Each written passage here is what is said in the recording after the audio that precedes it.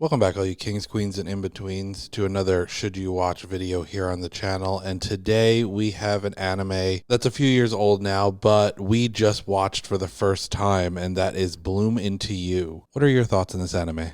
This is your classic high school romance, not romance, but with girls. It's a Yuri anime. And I like that because the heterosexual couples definitely rule the roost and it gets a little tiring after a while. I like a little bit of a change of pace. While I found the characters to be rather realistic because most young people, unfortunately, are troubled, the way in which they were troubled was a little bit disturbing. The way they interacted with each other was a little bit disturbing. There was a bit of control. Unhealthy control, toxicity, all those keywords that we don't like to see. What do you have to say about it, Jeremy? I think that this anime addressed a lot of realistic things that a lot of anime don't go into, especially in the Yuri romance genre. I feel like the fact that the characters had these problematic aspects and they were not afraid to address them and not just glance over them, I think was really to this anime's strength. I was very disappointed when I found out that this was not going to complete the story. When we were just watching the last episode and you were like, this is the last episode. And I'm like, what? How is this the last episode? I was very into this show. I really liked the dynamics between the characters. I really wanted to see how they were going to play out. And this is one of the rare instances where I actually finished the show and then went and read the rest of the manga to find out what happened. Do you think people should watch this?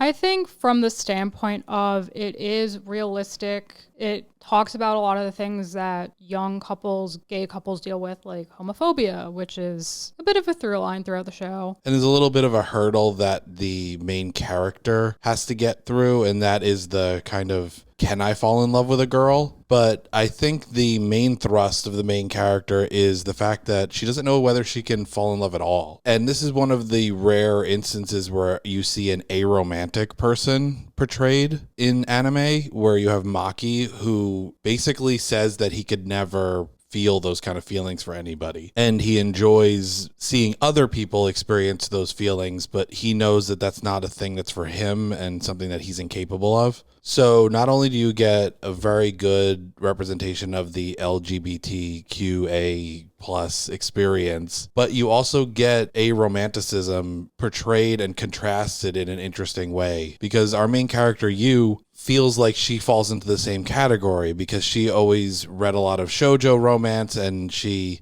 always expected to experience those fireworks, but has never been able to experience anything close to that. So she feels like she can't experience romantic feelings. But there's this contrast between Maki and Yuu, where as much as she doubts her ability to experience romance, Maki says that she's not like him. I think that sort of character depth and that representation is important. That's why I think people should watch this. For me, it's more of a very reluctant yes. I like the representation. I think it's good to have the representation. I like that everything is realistic, but I am concerned by some of the interactions between characters and just how they meld together. It made me a smidge uncomfortable when I was watching it. And I also don't like that the show never gets finished. It doesn't look like we're getting the second season. You have to go elsewhere to get the story, and that bothers me. I don't like when things are incomplete.